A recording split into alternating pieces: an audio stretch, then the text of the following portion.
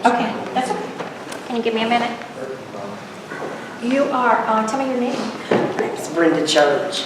Brenda. I live in Oklahoma, Arkansas. I had taken a grandchild of mine. He was in custody 2 weeks before I ever knew he was in custody. When I found out, I went straight to the DHS, and they shut the doors. No answers, nowhere. Why was your grandchild taken?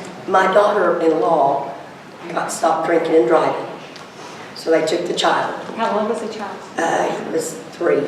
He was 4 days from being 4. My son was out of town working. It was on a Friday. By the time he got to town to pick the baby up, the other grandmother was there to pick him up. They wouldn't release him to them. When my son got there, they had done placed him in a home. Well, my other biological son lived in Arkansas, so he went and done classes to get him out of the foster home. Within a year, he had legally adopted him without, and we didn't have a clue. We didn't have a clue that this. We went to the DHS and tried to protest them adopting him, and they told us there was no way he was going to be adopted. There was nothing we could do. They went ahead with the adoption in, I think maybe 6, 7 months after he legally adopted him. They took him out of that home for abuse. And he's been gone 4 years. I haven't seen him in 4 years. Do you know where he is? My son is gay, which I am totally against. Each is their own, but I don't want my grandchild being raised in that environment. And I think they took him and placed him with the other gay man. It's what I think. I don't know. But I'm not giving up, and I would like to thank y'all for what y'all are doing for us. And there are so many people that don't have the strength to stand up. I have neighbors that I tried to get to come. They wanted to come, but they're so beat down by the system that people like us have to be a voice for the people that aren't able to stand up. That's right. Proverbs 31. It's not 31, but in Proverbs it says, "Be a voice for those who have no voice." Amen. Amen. I just want everybody to know I'm not stopping. This baby belongs to us. They give them whatever they give them per month to raise him, and I can raise him on much less than what they're giving them. It's a very broken system, and it very much needs to be addressed. Okay, so what year did this start?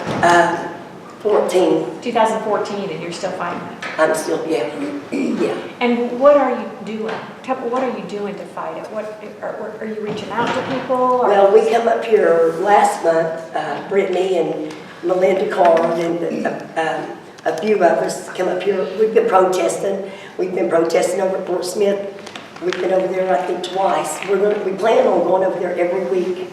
And it's really sad because the people that are coming out of this office that we're approaching, there's some pissed off people. Let me tell you that if looks could kill, it's awful how they address. Yeah, and you know what? I want to say something too, because somebody back here earlier said this, and I'm sure he's going to come up and talk to us, but somebody said, they told me there was nothing that they could do because the adoption was final. Well, let me tell you something. An adoption is a piece of paper. Okay, do you understand that? You understand Yes. this? An adoption is a piece of paper that changes a birth certificate. There ain't no law that says that you can't change that birth certificate back. Okay, do you hear that? Do you remember this? Because I'm telling you, I mean, I know family law upside down and backwards, right? It is so bastardized and so twisted. And even the adoption records being sealed comes out of fraud.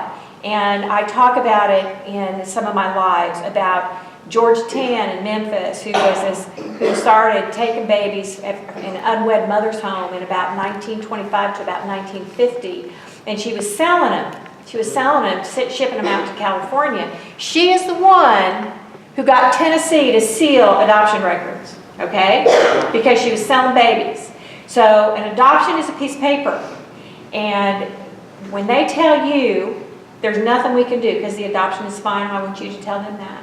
Well, with me, what they don't realize is when they adopted him I'm the only person, they didn't change relationships with that baby. I was his grandmother before, and I'm still his grandmother. And they can adopt him out 3 times, and I will still be his grandmother. Blood is thicker than water, and I'm not giving up. Yeah, thank you. Thank y'all. Thank every one of y'all. And we will be in Fort Smith also, so I'll see y'all there. we'll see you there. Thank you. All right, Thanks for thank coming. y'all. And keep speaking.